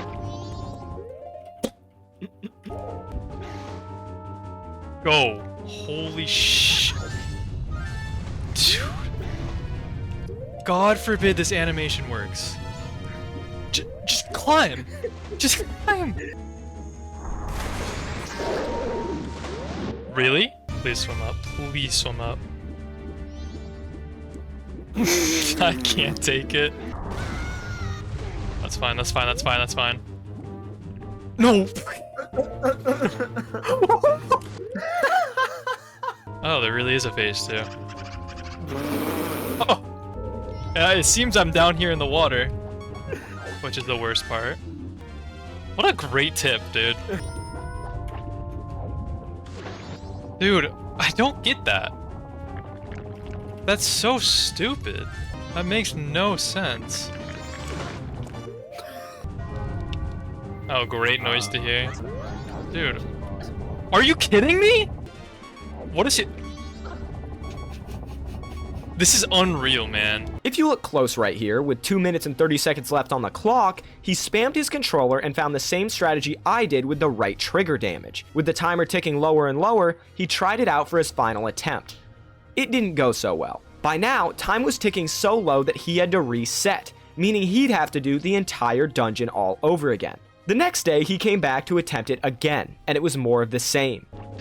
No way! Oh my god! I am noticing an issue. One, that he just comes and kills me on the phase switch every single time. Every time! I haven't made it past there. Dude, there's no chance! That... What?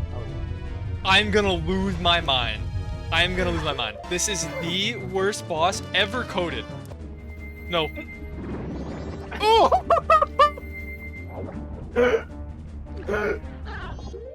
It's never getting better. Yep. Hello! Did I just make him leave? Yeah, I think so. Dude, he looked the other... Oh my god.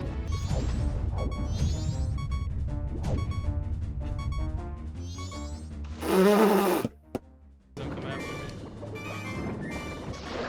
Yes! After looking back through the gameplay, this was a 4-hour endeavor, but Dez did finally take Georg down with only half a heart to spare. Now, those 4 hours Des spent struggling, I used to my advantage. After my own Gjord completion, I instantly reset and grinded out the hellishly long boss to powder keg to race mission in order to get the gold dust. With the information I had gleaned from listening to Des do this quest himself, I was able to bang it out without wasting any time, receiving the freshly upgraded gilded sword for my effort. After getting that done, I was still waiting on Des, so I did a little side quest in town, a massive gamble that it wouldn't give me a heart piece, and actually received a great item, a new quiver that let me hold 40 arrows instead of 30. With me and Des now at the same point, we headed into the next zone at the same time. This place housed the final dungeon in the game, but getting there was not gonna be easy.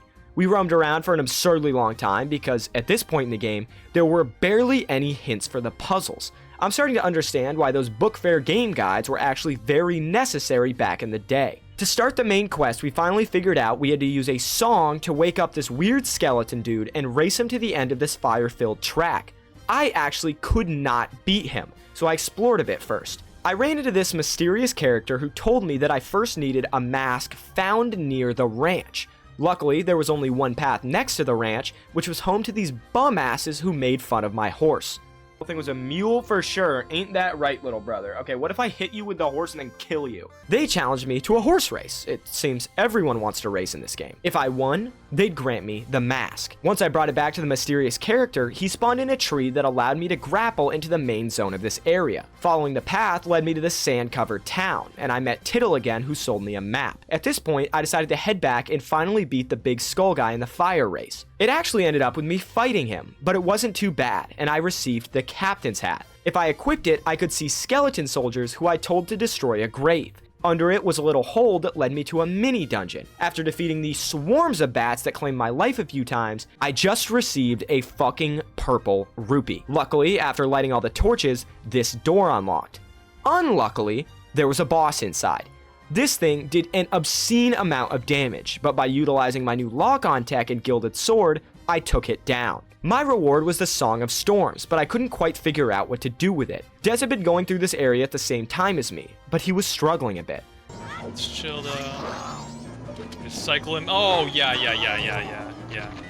Perfect. What? Now, when I had made the skeleton's desecrated grave, I had been on the first night. That's just where I was. Des had done a bit more wandering, so he was on the second night.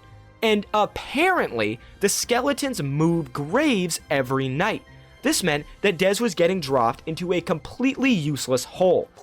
Better not be some of that you have to do it on the first night bullshit. It, sadly, is exactly the first night bullshit Des was praying it wasn't. So you know what that means. It's reset time. After the reset, he was finally able to make it down the right hole, and his tech to get rid of the bats was one I had never even thought of. Just spin with the Deku form over and over again. But while that worked on the bats, it wasn't gonna work against the mini-boss. Lock on, motherfucker! I'm dead. It one-shots you, by the way. Let's go. After defeating it, we had both obtained the new song.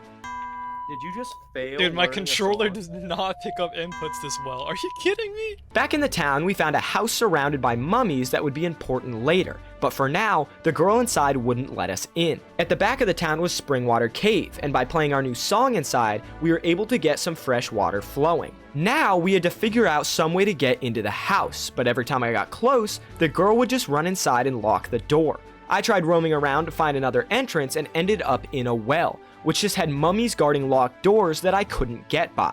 After an absurd amount of time trying any method possible to get her to open the door, I made a joke. This house is done for. Worth a shot.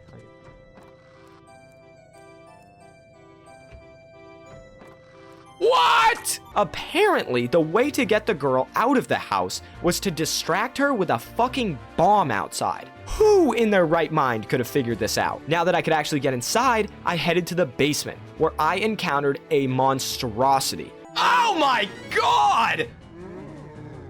Oh god, stay away from me! By playing the Song of Healing, I was able to pop a mask off the dude and turn him back to normal. Oh my I god! know the tech now. Loki turned back into the mummy, bro. The Gibdo mask that I received was actually super helpful. because it allowed me to talk to the mummies I had found earlier down in the well. But talking to them revealed something bad. This well is a diabolical creation by whatever evil fucks designed the game. There are a bunch of doors, and each one is guarded by a mummy that wants something. And these weren't easy items to get. I needed a blue potion, which meant I had to do the entire witch quest from the beginning of the game over again, and 5 beans from the dude under the monkey temple. I decided to bring those items back before grabbing more, and made a bit of an oopsie. Put this on. No! No! Don't say yummy blue raspberry. I just drank the fucking potion! I was at least able to get through the bean door, and the mummies past here were not helpful with the hints of what they wanted. Okay, so Aiden, I've spoken to another mummy. This one requested, and I quote, something fresh. What does that mean? I then had to go out and collect milk from the horse racing guys, a bottle of water, another blue potion, a fish in a bottle, 10 Deku nuts, a bug in a bottle, 10 bombs, hot spring water, and then fought a mini boss to get Big Poe in a bottle. Sure, getting all of this shit took hours, but after finally handing all the items over, I made it through. Des was doing it at the same time as me, but he got a bit sidetracked trying to milk a cow. Some ancient fucking tech to milking this cow, and I cannot figure it out. I cannot milk this fucking cow. At the end of the dungeon was a massive buff to our arsenal of gear, the mirror shield. With it, I could now reflect light, and shooting it into this random sun unlocked a sunblock that I could get rid of with the same strategy. Now that I was free from the well, it was time to tackle the ancient castle of Ikana. This, luckily, was probably the easiest dungeon in the game, puzzle-wise. It was pretty much just getting me used to using the light shield, and other than a dubious weak spot on the roof that we had to travel back to the powder keg cellar in order to destroy, we both arrived to the boss with little issue. The boss itself? A big issue. The whole gimmick was shooting these curtains that got lowered with fire arrows to reveal patches of sunlight. I could then use my shield to reflect it into the enemies, but since they also had shields, I first had to knock them down and basically burn their corpses. I was on a timer now, and the fact that the reflection beam from the shield is limited on range was a horrendous discovery. So basically, I had to sit under the light, wait for them to get close, and then pray I could kill them fast enough. Once both the guards were down, it was time to face the king. The whole sunlight premise was the same, but he could somehow detach his head to perform a damn near undodgeable grab while his body kept swinging at me. At this point, my controller just decided to completely disconnect, so as time ticked down, I had to teach myself the keyboard controls in order to play the Song of Soaring, TP to an owl statue, save my game, and restart. Now while this was going on, Des was also struggling a bit. Oh, seems he can just come in here. So I died. Not gonna lie, man. This is the hardest thing I have ever done. What is going on? So remember that range issue I talked about? If you managed to get this boss down in a corner like here, you had no physical way to kill him. He had to go down right next to one of the lit up areas. If you didn't take him out in the few seconds you had, he just respawned. At this point, shit just started going south. Dude, get in the corner. How is he in here with me? He's just standing in the light with me. That again. This is the worst fight ever. Dude, how far away? How close do I have to be? Oh, dude, this shit's so ass. Dude, I am gonna rip my analog stick off my controller if it doesn't up arrow input when I'm perfectly to the left one more time. The head is just faster than me, man. I don't get it. Dude! After spiking his controller into the floor, Des was finally able to trap this fucker in a corner, spam him with 30 arrows, and burn him to death to finish up the fight. I was also able to beat it with an insanely lucky drop location from the boss. Now, with the skeleton done for, we received our final song of the game, which allowed us to make a horrifying clone of ourselves. Oh my god. This was a great new addition. It allowed us to head to a nearby tower where we needed to press down on 3 pressure plates simultaneously. With our new song, we could actually make 3 clones. One for Link, a Goron one, and one for that cursed swimming dude. Once I climbed to the top of the tower, I found this weird red crystal that I tried to shoot at, but it didn't do anything. I left it for now and headed inside. You'd think maybe that 4-hour-long well puzzle was the main temple, right? Or maybe that sunlight boss that took us quite a while. Both, actually, are wrong.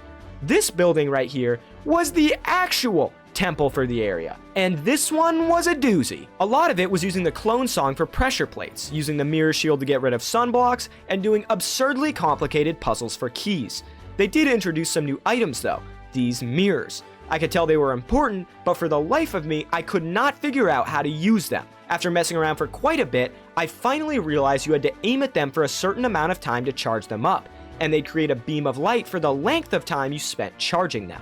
That's how mirrors work, right? Eventually, I made it to a mini-boss, and this dude was touching me. Bro, oh my god! I basically just had to spam dodge around until he finished his combos and do damage then. I was able to take him down after a few attempts, but Dez, for once, was breezing through it because he remembered we actually had a shield, which made the fight significantly easier. From this guy's corpse, we got the light arrows. With these, I could now shoot the red crystal I had found outside earlier to flip the entire dungeon upside down. After some puzzles with the new gravity reversal mechanic, it was time for mini-boss number 2. And this dude was an absolute joke. I think the devs genuinely put him here to create a confidence booster, because right after this fight, we could now access the big boss of the temple. And I was ready. Transform. I was 2 hearts.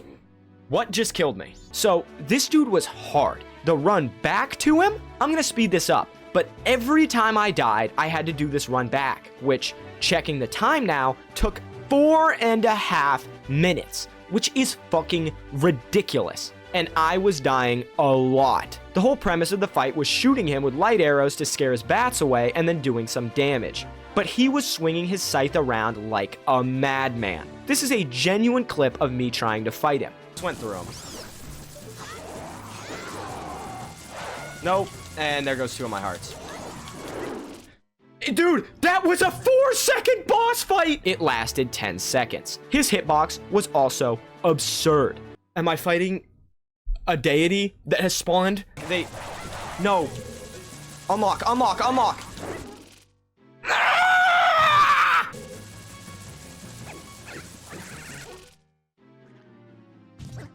Fucking headache. Yep. That's absurd.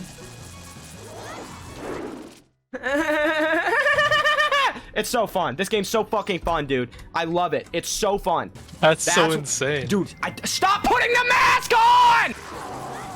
No, he did not hit me! Nope, if you put the fucking mask on one more time, I'm gonna snap. Dude, there is no reason in the midst of a boss fight they need to have the Night of the Final Day thing pop up and cover my entire goddamn screen.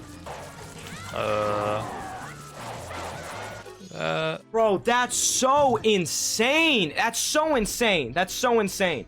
It's absurd. There's no way. Oh, I have to move the platforms.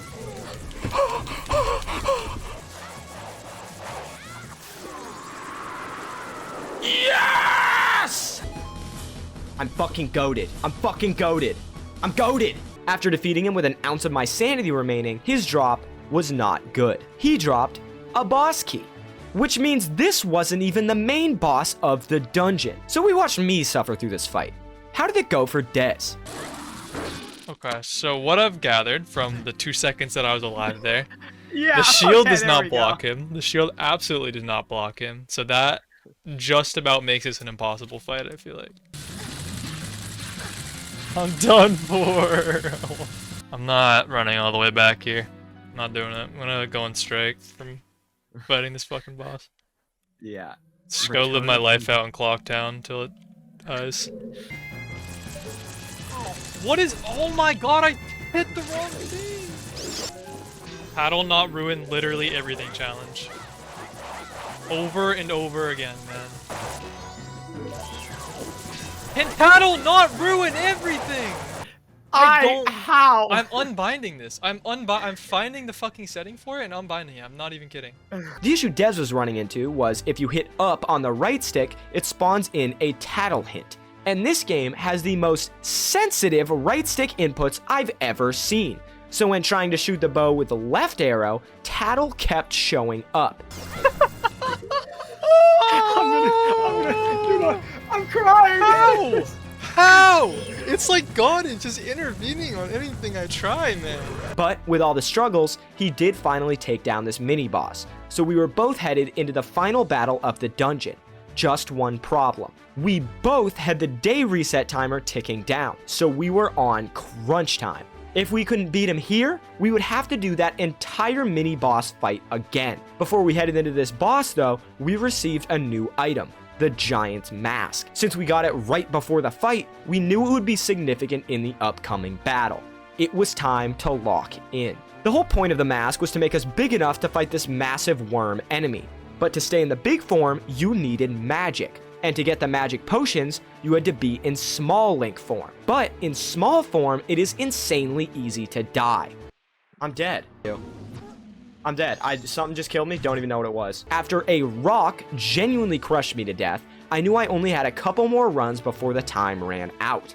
So I pulled out my hidden weapon, the Peeko Classic. Spamming attack until the enemy dies. And this was a risky strategy because I was tanking attacks and down to a quarter of a heart. I somehow, beyond all odds, managed to pull it off. That meant I got to sit back and watch Dez play. What? I didn't know there was quicksand at the edge of the map. Where is the substance? Oh. What? No, dude. What is happening? What? And with time ticking down, it was inevitable. Dez had to go for another reset. After another insane bout with the Grim Reaper, he headed back in. As he was playing, he experienced some sort of quantum tunneling event. If you look closely here, he sees a magic pot on the ground, which he needed to be able to stay in giant form, so he transformed back into small Link. What? It just morphed in Bro! Luckily, after this absurd game bug, he was able to take the creature down on his next attempt. We headed back to Clocktown next and got sucked up into the moon. With all 4 dungeon bosses now down, it was time. 25 hours of gameplay had led up to this, our big battle with the final boss of the entire game. This grassy plain had a bunch of random creatures we could talk to, all of them demanding masks. I decided to talk to the one under the tree, which brought me into a room where all 4 masks I had collected from the temple bosses activated the final boss, Majora's Mask. He said it! It's the name of the game! Dez, however, decided to speak with a different person. Oh! What? What? Where did that come from? Hello? I grabbed the heart piece out of thin air. After a quick little game reset to get rid of that heart piece he picked up, Dez also made it to the correct boss area. I had no clue how to deal with this first phase. I don't understand! Like, what are we aiming at, dude? I'm locked on! Bro, oh my god! Please aim at the thing I'm locked in on, you fucking idiot!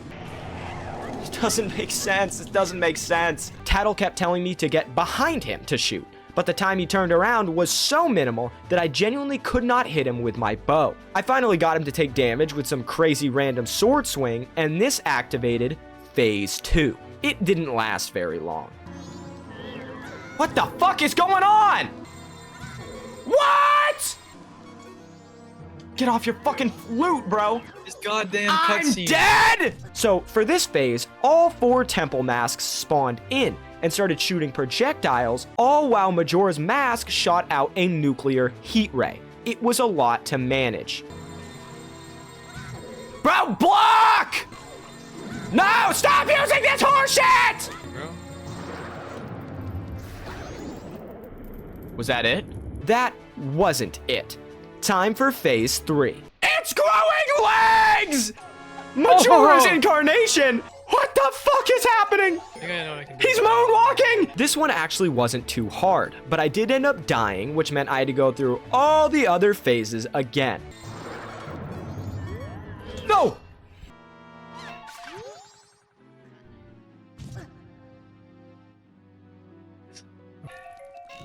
Bro, I can't What? With us both going through it, it was down to a race of who could get it done first. And I finally did it. Or at least, I thought I did. He grew ahead! There's a 4th phase! He has whips! Majora's Wrath! He just fucking kicked me! The 4th phase was the hardest one yet. He had insane zoning with the dual-wielded whips, and anytime I got close, he'd just kick me straight in the face. I basically just had to wait until he got caught in a bad animation, pray I was close enough, and spam him with my sword. But there was like a 50-50 chance that when I went to swing at him, he'd just kick me. The good thing was I could now get to phase 4 pretty much every run, giving me much needed practice. Dumbass. Okay, so I died instantaneously.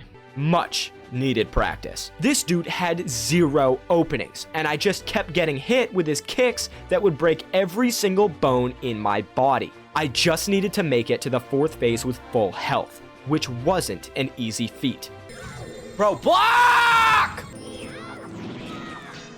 What? I'll have a vase and full ammo. What? I'm done, bro. I'm done. Tattle. Tattle, enough! Bro, oh my god. There's no openings. It takes so fucking long. God, it's insane. It's insane. After struggling to even make it back here for a while, I discovered new tech.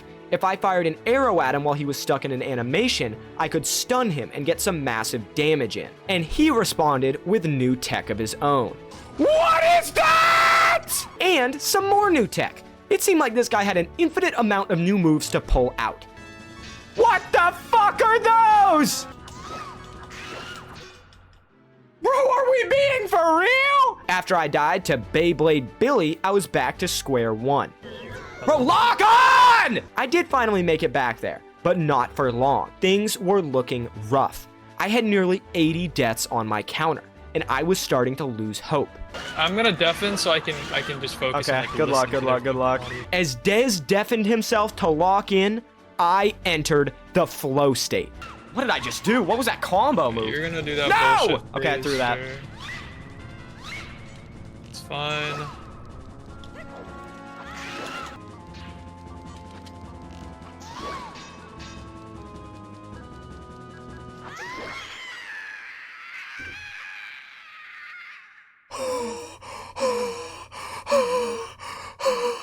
He's not face changing again.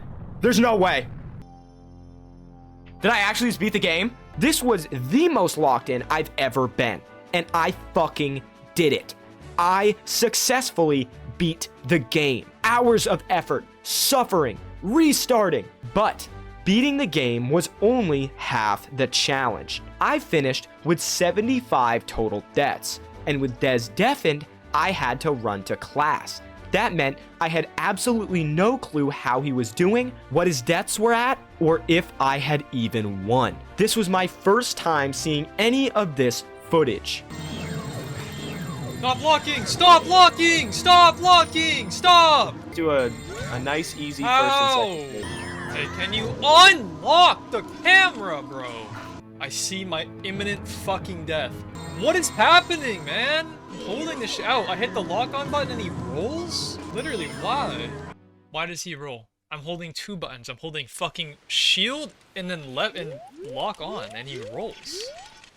There's no way I could ever even recreate that. It's like, there's nothing that can do that. Literally, there's nothing. Unless I did that bullshit. That must have been what I did. Because for some fucking reason, that's a thing. Yeah, so again, just with the bullshit. What is happening, man?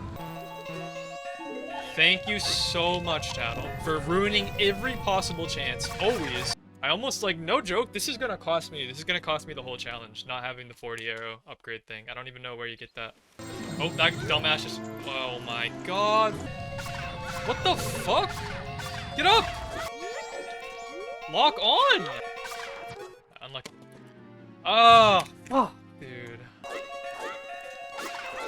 That's so crazy, man. What am I supposed to do about that? Why lock on there, man? Really, just nothing better. Why did it jump? I'm just, you know what? I just love the game. I'm just having so much fun. This area win right now is like the inside of my head right now. Yep, just, no, actually just place a bomb directly at your feet. That is perfect. What? Where did that come from? I had my bow out. That makes sense, actually.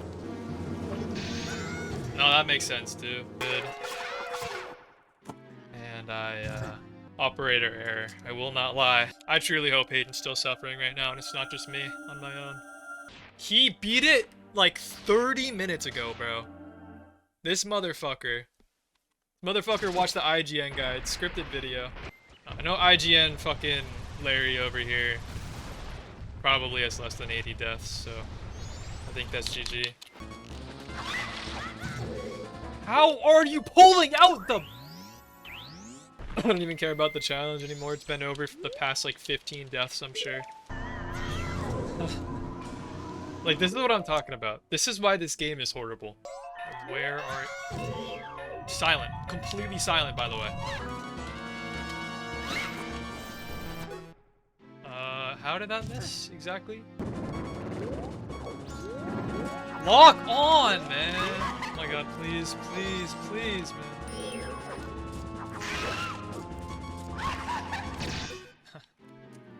Alright, that's it. Maybe the footage was better left unseen. I think this fight genuinely broke Dez because he sat and stared at this tree after giving up for like 5 minutes straight. But the death counters don't lie. With a final total of 75 to 89 kinda, but we'll say 89 because I think this boss would have killed him, I had officially won. This game was an incredible amount of fun. With neither of us having ever played it, the bugs made it a super entertaining experience, and I definitely see another Zelda game in our future if we can survive it. With that, if you somehow made it this far in the video, please consider liking and subscribing. Editing a video like this that has 2 different POVs with like 30 hours of gameplay takes me so long. So I really hope you guys enjoyed, and please let me know if you did. I basically just do challenges like this, and if you want to see any other games, and maybe any other games I play with Dez, let me know in the comments. And if there's enough, I will try and convince him to play whatever you guys say. Thank you for watching, and I hope you guys enjoyed.